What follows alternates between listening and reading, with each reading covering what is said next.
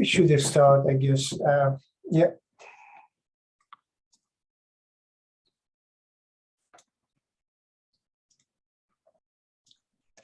So good afternoon, everyone, and welcome to the first Swansea University Annual Digital Forensics and Cybersecurity Symposium.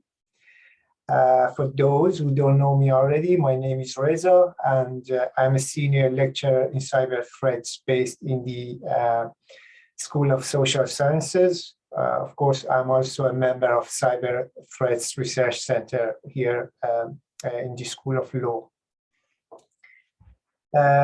As you might be aware, the SciThrec and the School of Social Sciences have jointly organized this symposium, which will be held every Tuesday over a 10-week period.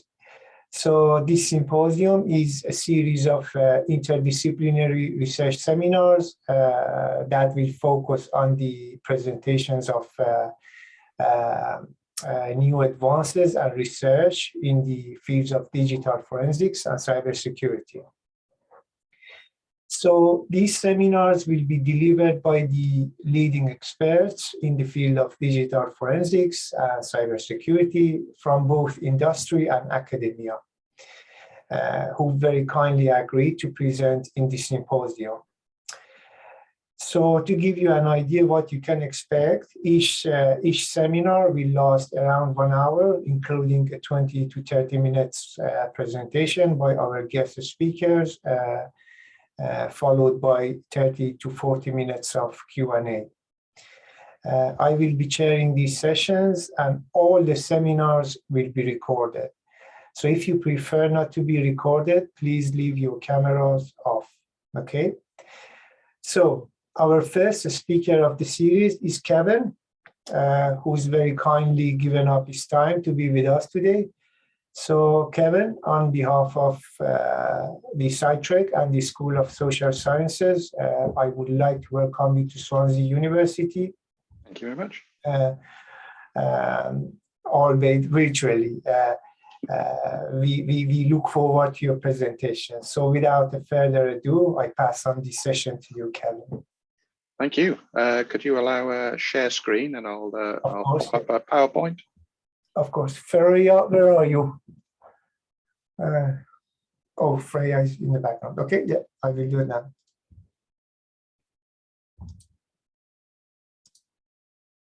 Okay. That's one thing with cyber presentations, is that they never go smoothly. We don't know anything about IT and things like that. It's always a challenge. Right, I'll share a screen, and you should see a PowerPoint. Yep, perfect. So if I shrink that down, you should be able to see most of it now. Yep. I've got sort of two themes really, and it depends really on your majority interest. So what I can do is do a quick introduction to myself and where I sort of fit within the sort of cyber industry as it stands. And then I can talk about a general topic about accelerating change in UK security and resilience, and/or I can then split out and do another presentation which is about actual technical threats in the industry. So what I'll do is I'll do a quick introduction to myself, a couple of slides, and then basically ask the question, and we can change it and adapt as you see fit, and that's really depending on the audience. So I understand that majority of you are cyber forensics or cyber law and regulation. Is that right? Kevin, or very wide.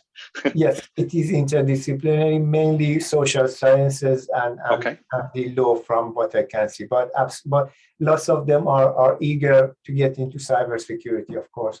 Excellent. Well, and cybersecurity is very, very eager to have you all, because we certainly lack. Certainly in my side of the industry, we lack people with legal and social sciences understanding.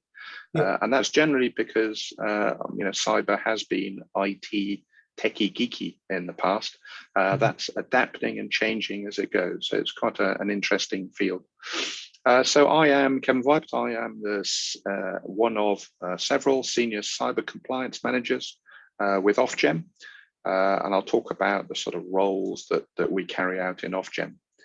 So yes, very, very, very welcome to speak at your ADFCSS. You've got to come up with a better acronym for that one. But it's certainly an interesting topic. So this is before the lockdown beard. I chair a number of different events, conferences and forums. I'm a chair of the Institute Measurement and Control Cyber Special Interest Group. I was part of the team that built the new UK Cybersecurity Council that's funded by the government. I'm a husband to Swansea alumni and a father to Swansea alumni, so love Swansea. Went there for several years. I spent most of the time studying the ebb and flow of the beach, unfortunately, so I then moved on to other areas. Did you take regular swims as well in the sea? Yeah, absolutely. Yes. It was all part of my education. Yeah. So unfortunately, I didn't do well there, but I did well socially. I'm a senior cyber compliance manager at Ofgem, the Compt Authority. I'm an OT cyber consultant, so I do technical and governance risk compliance, advising to boards, etc., etc. I do lots of conference chairing and speaking. I've chaired all sorts of different industry events. I'm a chartered IT professional, fellow of the British Computer Society, and a member of the NCS's community of interest. You can easily find me on LinkedIn or Google me up. I've worked in a whole range of different industries, so things like the nuclear energy industry, nuclear reprocessing, all sorts of critical, sort of mission critical industries, control rooms, food manufacturing, pharmaceutical, oil and gas, cyber network operation centers and security operation centers, physical security, operational control, both on a site basis and also on a national basis. So we've looked at all sorts of C4I, command and control systems. I've done work with defense as well as a range of industries. Speak a lot. I do talk a lot, so you can shut me up anytime, interrupt as you like. Quite used to it. I've spoken with a range of sort of famous bods in famous events. Been very sort of proud to do all sorts of expositions really about a wide range of topics. And I do real engineering. So I've been in wafer fab plants on Class 66 locomotives, driven real fancy cars where the police gave me an eyeful as I was driving past. I've been to Russia, done turbo generators, nuclear fueling machines, sat on an oil rig with sharks swimming around me, all sorts of really fancy stuff. And as you grow onto your careers, I recommend that you reflect on your story, because it can be really interesting if you look back at the sort of things that you've accomplished in your life. So I'm talking today, this is the planned talk, but as I say, I can adapt to other things, really about what's happening in the marketplace. And if you are social forensics and sort of what I call the software or governance side, the legal side of cyber, then there is a lot to do. There is a lot to do. So we will very much welcome help in that area. We do have people, but like most industries where you have suitably qualified and experienced people, SQEP people, it can be very difficult to find people who can do both, who can do, for instance, forensic and legal, or legal and engineering, or cybersecurity and legislation. So it's really important to find people who can do that sort of crossover, or at least understand each other's languages. So what am I talking about? So I'm saying that the times are changing. So activity in security and resilience is improving. It is improving in the UK. We're seeing quite marked changes, and it's improving at an improving pace.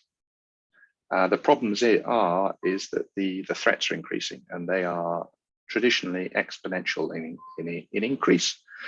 The bad guys basically have as much resources, time, and money as they need because they just go out and acquire it. And they have intent, whereas you sit inside your little castles and defend against all comers. So we are generally on the back foot. There was a saying that was promoted around the industries by a famous military gent, where I was saying basically we are fighting the cyber fight. We're always going to lose, but we're going to fight to the death, which is an interesting aspect of cybersecurity, and it's quite fitting.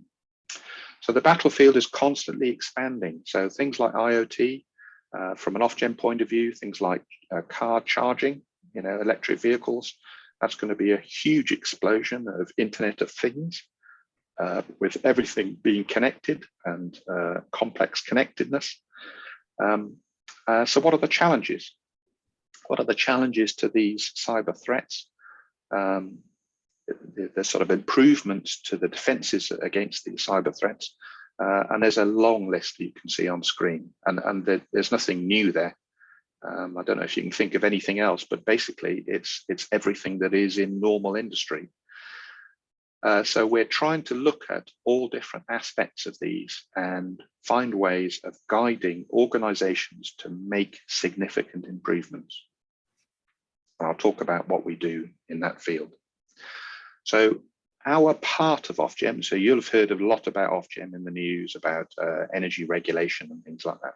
So our part of Ofgem, which is the competent authority, is approximately 30 people, like myself, who are suitably qualified and experienced people, people who can advise others, go out and do audits, inspections, set guidance pieces, and assist in regulation of the market.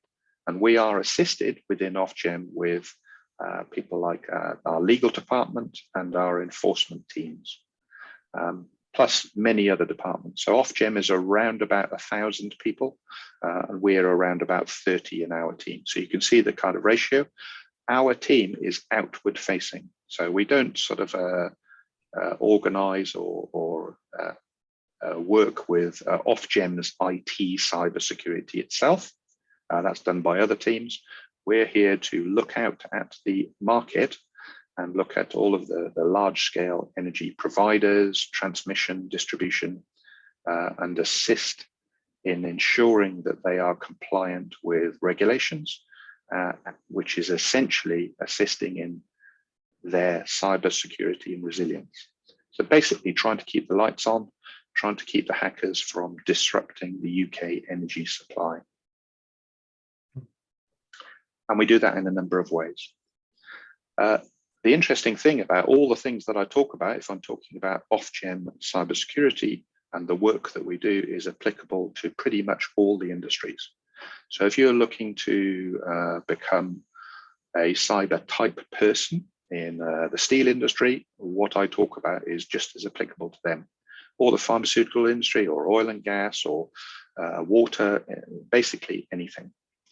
Everyone always has the same challenges, although the law and the legal aspects of it might be different for each of them, but essentially it's all the same.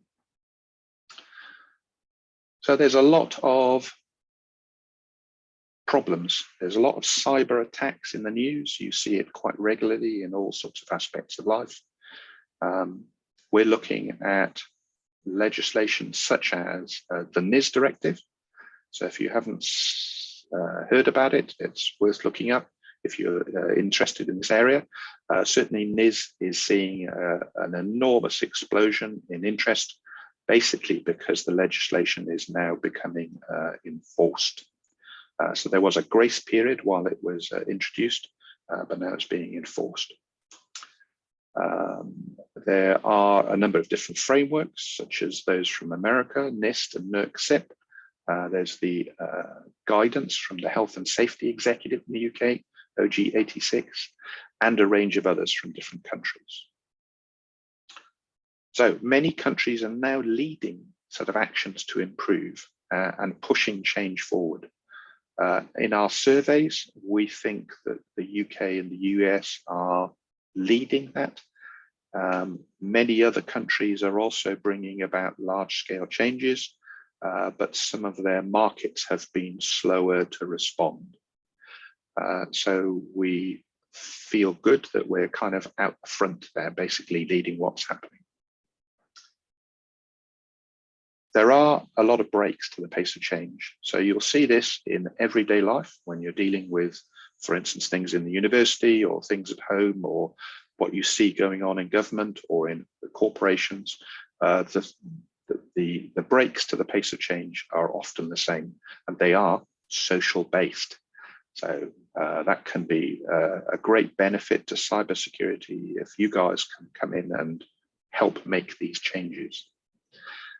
So there's the usual operational technology cyber excuses, which are things like nobody's going to want to attack my control system because it's really old and who knows about this. It's got not much cyber on it, which is just another challenge. Nobody's going to attack me because I'm just a biscuit manufacturer. Well, they might, because you're just a biscuit manufacturer, or it's because they're after some of your supply chain or the people that you supply to. And so on. And there are a wide range of normal excuses. The problem that also we're seeing is that there's no drive from above, which I mentioned earlier. So we do need the CEOs and the boardrooms, the CX suite, to basically be involved in these changes in a big way and push it and push it and push it. No news at home, so it's not happening to me or my competitors, so why should I be worried? There's no clear link often within organizations about business risk management. So linking impacts, so cyber impacts to business impacts. So there can be a lot of assistance needed in that score. And there's not often a real lack of clarity on threats, likelihood, and motivations. As I said, why would it happen to me? Why would it happen to us? You can see on this map, green is kinda good. So this is countries with some form of cybercrime legislation. And you can see areas which are kind of pinky orange, which are absolutely excellent to install your cybercrime mechanisms, because there's very little legislation there, or none. So the need for change is not new. As I said, I've been speaking and chairing all sorts of different events for decades now, bleating, wailing, complaining about the state of the industry. I've been writing papers and bringing forums to bear about some of these topics. It's not new. What we're seeing is that at last, things are picking up. And you'll have seen in the news, there's a lot of government investment in major cyber changes, basically trying to improve the cyber resilience and protection of the UK. So we're looking forward to how that ripples out through the industry. And we are seeing the pace of change improving. So that's a good thing. Other initiatives, legislation. Crossover impacts from IT to OT. So legislation is changing. We're changing NIS. We're changing the cyber assessment framework in the UK, which is applied to some of the major critical industries. We're seeing a lot of world media picking up about cybersecurity, disasters in different countries. It's always when we talk in conferences, we might have a chat over a coffee or a beer somewhere with colleagues, and we're often saying we either need stricter legislation or we need major disasters. And actually, nobody wants major disasters, but that would be a means of getting people's attention and hopefully improving others' resilience and security. We're looking for more and more compliance tools, tools that will help people to help themselves. And we are currently, so this is what Ofgem is doing, we have launched a major inspection program. So this is a little bit like Ofsted coming around, inspecting the university, looking at the processes, looking at how things are carried out, what kind of records are kept, what is the governance structure, and how things are controlled and linked to policy. So we're doing that across many of the major operators in the UK, and we're seeing changes. So we're trying to link these legislations to actions. We're doing the NIS inspections. We're getting CEOs to come to breakfast briefings, and we're getting a lot of feedback from these people. We're seeing more government papers. The NCSE has launched some major new information programs, and they are running communities of interest where experts like myself and others are all brought together basically just to talk about particular topics of interest. And there's a lot of new forums. So you can look these up and join into many of the forums, which are often open to people with a specific technical interest in something. So we're getting increased positive feedback from our inspections. People are saying that we're learning from them. So that's a good thing. They were frightened about us coming around and doing inspections to start with, a bit like, you know, the police bashing your door down late at night. Although we are doing our inspections very hands-off. We're going around and looking and asking questions.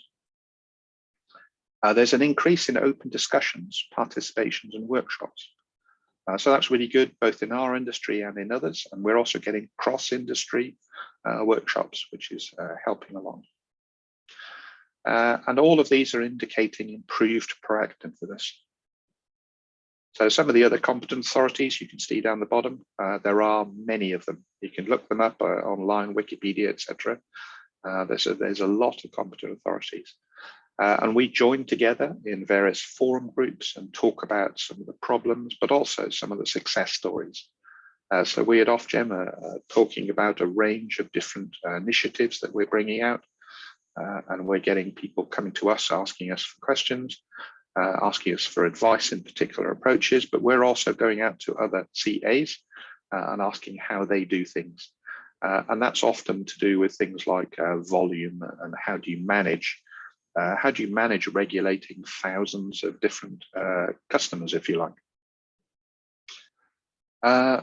So an accelerated change in preparedness. People are realizing that it's not if, but actually when.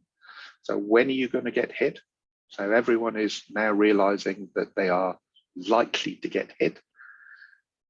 We're seeing restructures of governance, risk, and compliance within organizations, which is really good. They might not have necessarily been linked up or have any evidential trails as to their operation.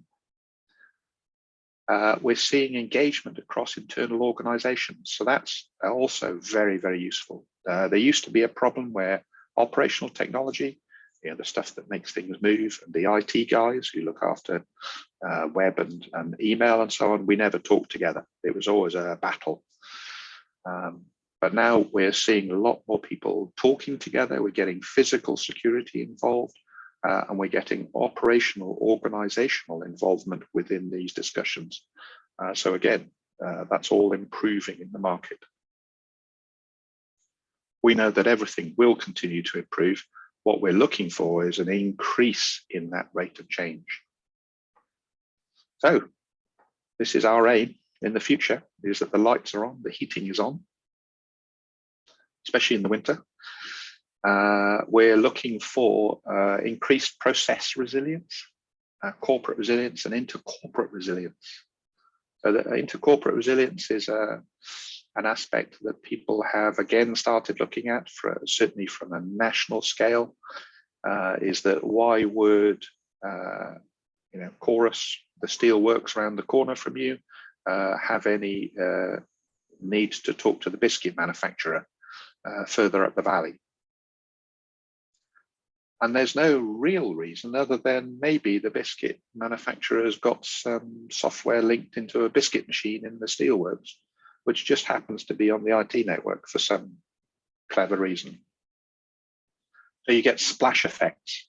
And also, if they're just up the road and they have some cyber experts, wouldn't it be useful if they could be called on a dead of night on a Sunday evening one day when there was a real need for it. So it's how people are resilient, both in their supply chains and just being good neighbors. We're hoping that organizations develop what we're calling a culture of security. That's something that already exists in health and safety. I often ask in conferences, I ask people to put up their hands if they are responsible, personally responsible for health and safety. And I get usually about 50, 60% of the people. And then I ask who's personally responsible for cybersecurity in your organization. And I get sometimes 25%. And of course, the answers to both those questions should be 100% of the people. So how do you change that culture and get that culture to be a culture of security? So the future is brighter. We've been a bit glum for maybe a decade and a half. We're seeing more recruits and more experience to counter the SQEP drought, suitably qualified and experienced people. We're seeing more focus and understanding at all levels, but that's a slow increase.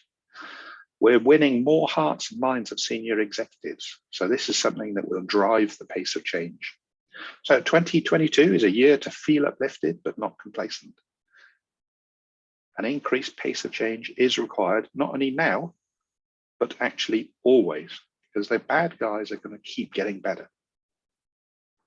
So it's well worth thinking what is needed, how can you help? And also, of course, what have you learned?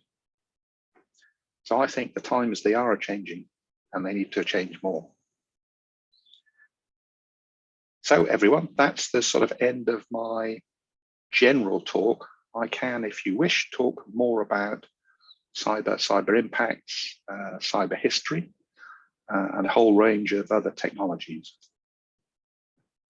Thank you very, very much, Kevin, for the helpful talk you just gave. That's really helpful. Thank you very much. So now to questions. Any questions for Kevin?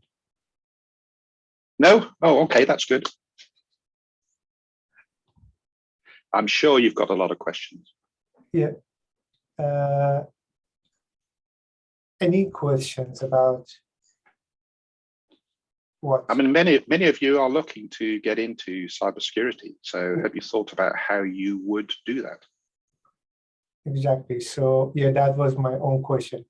So lots of the students are asking how they can get into cybersecurity field without having actually done a degree in computer science or cybersecurity. So I leave the answer to you, Kevin. Thank you. So in terms of getting into cybersecurity, if you look at, and I found this in my sort of internet trawling in the past, I've found sites where people have listed out all the different roles within cybersecurity that they knew. And many of them became sort of mind maps, if you like, with hundreds and hundreds of different roles. So there's no such thing as a cybersecurity job. It's, you might be doing a role within cybersecurity. And where is the edge of cybersecurity? Is it IT related? Is it forensics? Is it legal? Is it social? Are you cyber within HR? Are you cyber within the legal profession or whatever? So the opportunities there are enormous. How can you get into it? It's often a matter of finding the kind of roles that you most enjoy, are good at, and can add value to. And it doesn't have to be all three. You just look at those and do a kind of a chart, if you like, of your own, which says, okay, so what do I enjoy? Because if you enjoy doing something, you're likely to be able to become good in it. Yeah. Are you good at it already, but you haven't necessarily thought about it? So your friends, colleagues, tutors have said, you're actually really good at this. And is it something that you really want to learn? So it's about taking those aspects and then applying to them to your sort of job searches. And there's a number of different routes that you can take. One of them is obviously just to keep trawling through the internet job sites, looking for something that would get you into the beginning of that role, which might be joining an IT or cyber related organization, and then working your way zigzagging up through the organization. You can also carry out all sorts of different training. So there are formal training methods which would give you certificates which would help you again into that job ladder. And they can be paid, they can be unpaid, and there's also a lot of free training around, so Cybery and other organizations. So you can go and learn and get some badges which will help you in your journey. There's always the argument about badges against experience. And I'd say it's horses for courses. It depends really on what you're trying to do. And again, what value you can bring to an organization. A friend of mine's son has just gone through what is the equivalent of an apprentice course, where he did a training course which had guaranteed employment at the end of it. And he's been working his way up through that organization. And then now he was initially a sort of third line support, second line, and now he's first line support with that organization. And he's done that within about a year and a half. Very good. So there are all sorts of different ways of getting into cybersecurity, but you need to think about those 3 or maybe 4 sort of reasons for yourselves. So what they enjoy most, what they are good at. Yeah. And effectively what kind of value that they can give to other people. Because if you can give value to people and you can demonstrate that that is one of your potentials, that's often the thing that people look for in job interviews. For instance, Ofgem, at Ofgem, we are taking on students, graduates, and we're sort of mentoring them up through the ranks. It's a relatively new thing for Ofgem, certainly in the cyber role, because our CA team, the outward-looking side of CA, has only been around for 2 and a bit years. So I joined, and I think there was 5 of us in the department. Excellent. Yeah, that's really helpful. Thank you. David, did you want to say something? Yeah, I do. I would like to add a few words to what Kevin said, because, well, I'm probably a bit older than him, actually, but I'm only 19. Yeah, that's what I thought. I had absolutely no formal training in cybersecurity. When I first started working with computers, which, by the way, I started programming when I was at school, which was like half a century ago. And then I was doing a lot of programming as part of my degree. And then subsequently, no one had ever heard of cybersecurity. It was, you know, at most people were concerned about physical access to their computers, people who'd be able to, you know, stick floppy disks into someone else's computer in order to steal data. There was no internet to speak of. BitNet came when I was already past university. And I learned everything I know because I'm curious, because I was interested in what's going on. I started doing this when I was a journalist. I actually was doing hacking of the organization that I worked for, which was a global news organization, because I managed to... David, David, I assume David referred to ethical hacking, because we have... Of course, it was strictly ethical. I mean, it was ethical hacking. I was not destroying anything at all. I was basically spying on what was going on in the system, learning how it worked, and by the way, also spying on other news organizations that were using our system. And I actually got a very nice scoop out of the New York Times. I scooped the New York Times on a very important political news story because I was able to do this. And the Prime Minister of Israel at the time almost fell off his chair when I asked him a certain question. But the point is, I got into this because I was interested. I wanted to learn how to do stuff. I wanted to get hold of information that I wasn't supposed to, because that's, by the way, what journalists do anyway. And I didn't have a background in computer science. I basically just worked out how things functioned to the best of my ability, which, by the way, wasn't so great as, you know, at the technical level. And everything I've done since then, including working for government and working for international organizations and advising them, has been a result of simply asking lots of questions and processing the information and adding it to other bits of information and doing lots of research, lots of reading. And I still can't do the technical stuff, but I've learned how to do other things that the techies usually don't know how to do, which is how to influence decision makers. So that's also part of cybersecurity. There are many, many parts of this. You don't need to have a computer science degree. I know people in the cyber world who come out of music, languages, psychology, etc., etc. There's a whole field of forensic psychology around cybersecurity, for example. There's a professor in Ireland who specializes in this, and there are other people I know. So you've got all sorts of ways into this weird profession. It's actually not a profession, it's a cluster of professions that are all interconnected. And I think that the opportunities are almost unlimited. And they're also almost unlimited because as we go, as time progresses, there are going to be new attackers with new intentions, new tools, new ways of messing up the lives of their targets.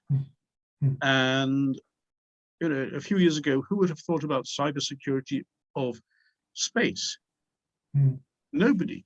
I've actually taken part in a very, very interesting high-level workshop on this with various governments because it turns out that space is a major global critical infrastructure that everybody needs, including, by the way, even the power industry. And satellites can be hacked, and ground terminals can be hacked. And the damage that can be caused is actually immense. And there's cyber security of the submarine cables that connect the global internet. Because as well as the physical damage, financial damage, it also brings political consequences, like countries can go to war against each other. Yes, and which is what they're doing already. Yeah, I mean, it's already happened. And by the way, I know of a particular Israeli special operation years ago, before there was an internet, where a cable connected two Arab countries, submarine cables connecting two Arab countries, was cut by frogmen in order to force these countries to use telephone and radio that was not secure. And as a result, we were able to get lots and lots of very valuable intelligence. So this is, again, part of the world of cybersecurity. It's just become more sophisticated today. And instead of having a copper line connecting these two countries, it's now all fiber optics. The technology changes. A lot of the basics do not change. Actually, if you study the history of warfare, which I've done a lot, you'll see things happening centuries ago, maybe even millennia ago, that are being replicated into the modern world of cyber. And so it doesn't matter where you come from, as long as you're curious about the world, you'll find an opportunity. I think that's basically my bottom line. That's really, really helpful, David. Thank you. And Kevin, both of you. Yeah. Any more questions for Kevin? Any observation or any thoughts?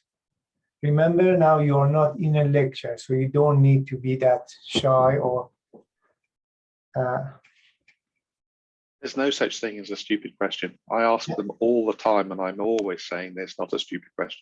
Yeah, I ask lots of, if there is such thing as a stupid question, all my questions are stupid. Yeah.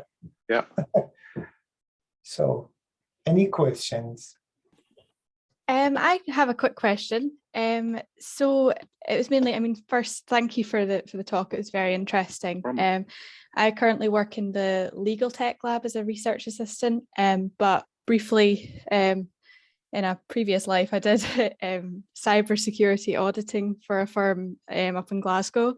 Perfect. And obviously, as you said, building a culture of security is extremely important, because what we used to find is that a lot of people tend to look at the IT team to cover all aspects of cybersecurity, which obviously isn't right at all. And it was really interesting when you brought up the inspections, which is obviously a great thing to be introduced. I was just wondering whether the inspections are mandatory for certain organisations or universities, or whether it's more of a mainly for their own assurance purposes and kind of audit trails. In my experience, it tends to be both. So if within the organisation, for instance, Swansea Uni had, as part of its policy, its governance policy, it had that it should carry out its own internal audits, then they should be going on. If as part of something like Ofsted, that Ofsted has mandatory inspections, then they should also be carried out. What we found is that unless it's mandated and checked on, as in check that it does go on, it doesn't always happen. And it doesn't always happen to certain extents. I've worked with an oil company in the past, which was interesting in that the people who worked there had worked there for many, many, many years. Everyone had very good job security. It was a very robust organization in terms of employment.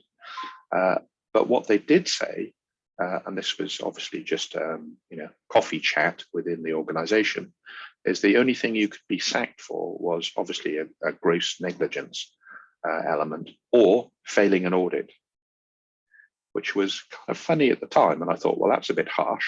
And then I thought back on it, and actually, in a way, that's a really good way of motivating. And it was obviously hearsay, it wasn't an actual truth, but it was a very good way of motivating people to do their own internal audits. Because if you do your own internal audits and you are happy with the result of it, you should be welcoming external inspectors coming along and doing the jobs that you were doing, where you're going and doing, IT audits of organizations. Because quite often there's two elements to an audit, usually, two ways of approaching it, in my experience, and there's probably quite a few others. One of them is you can do it on a checkbox exercise. So you've got yourself a clipboard with about 1,000 questions, or 100 or 5, depending on your level of inspection. And you just go along and ask the questions. And you say, okay, they're either compliant or they're not compliant, or there might be some variation in between. You can do that, or you can do what we call a sort of a blended approach, which is basically going in and sampling elements of an organization's compliance with their own governance. So this isn't, we're not sampling it on just a sort of a national scale. We're doing this on their own governance, because if they have governance, then they should be compliant with their own governance. So if they say that they do backups on a regular basis, and their procedures indicate that these 3 key people should be carrying out those backups, and they have operational instructions which says this is how you do the backups, what we're interested in seeing is, have they done them? Have they got evidence that they've done them? Have they done them regularly? Have they signed off that they've done them? And have they checked that they are being done? And that's obviously a very, very, very tiny sample of the kind of work that you could do. And it's a way, so for instance, if you don't have much experience, but you have the ability to read and understand, then you could do checkbox exercises. So that's a way of getting into cybersecurity from that angle. And there is quite a lot of people who've been recruited to do cyber essentials, for instance, for organizations using a checkbox exercise. So that's another angle for getting into that. But I very much agree that audits, inspections, sampling, or very, very thorough investigations are a very good way to assist organizations to improve and also to get visibility from the senior execs. Does that answer your question, Reza and Annie? Annie? Yeah, that's great. Thanks very much. No problem. Okay. Any more questions? Any observation? Oh, we have one from Abigail. Abigail is one of my top students. She's currently doing, Abby, what do you do? The degree you are doing? Oh, I study criminology and social policy. Yeah, but Abby also is doing some digital forensic and cybersecurity, and she's recently secured an internship, internal internship. Great. Abigail, would you like to ask your question? Oh, I didn't actually have any questions, but I just wanted to appreciate you taking the time to speak with us today. It was very interesting and informative, and I didn't know a lot of this stuff and know a lot about the stuff you were speaking about. Great. Well, as I say, I'm happy to answer questions offline as well. You can easily find me on LinkedIn or find my email addresses. You know, I've mentored many students before through graduate schemes. And I'm always keen to help people get onto the ladder wherever possible, because we need people. There is a definite shortage of unicorns, which is the sort of the colloquial term for people with experience and knowledge. But we also need people to feed into that to create future SWAP people. So we very much welcome you joining. Yeah. And Natasha says, I've already added you on LinkedIn. Yeah, great. Thank you very much. Very good. Yeah. Kevin, would you be kind and maybe share your PowerPoint presentation later on with me, or yeah, sure, no problem at all. Yeah. If you could email it to me, that would be great. Yeah, I will do. Yeah. So I think then I can pass on your details to students who want to ask any questions, if you would be very kind enough to answer them. So that would be sure, no problem. Really helpful. So we are extremely grateful to you, Kevin, for the time. I know how busy you are, but you kindly agreed to come and give a talk, and I'm sure all the students and the staff have found it really helpful. And the talk will be hosted on YouTube. Hopefully, we can also provide a link on the LinkedIn as well, so that people can access that. Yeah. Absolutely, sure. And when we're post-COVID, I'm happy to come down and give a talk. Definitely. Always like coming to Swansea again. Definitely. Those beaches. Yeah, no, definitely. No. We would love to have you back. Special guest lectures. We have quite a number of guest lectures. We would like people from industry. That's perfect. No, that's absolutely perfect. So that is it. So it was good to have you all. Thank you so much once again, Kevin, and hopefully we see you soon. Yeah. Thank you very much. Cheers all. Thank you. Thank you. Cheers. Bye. Bye now.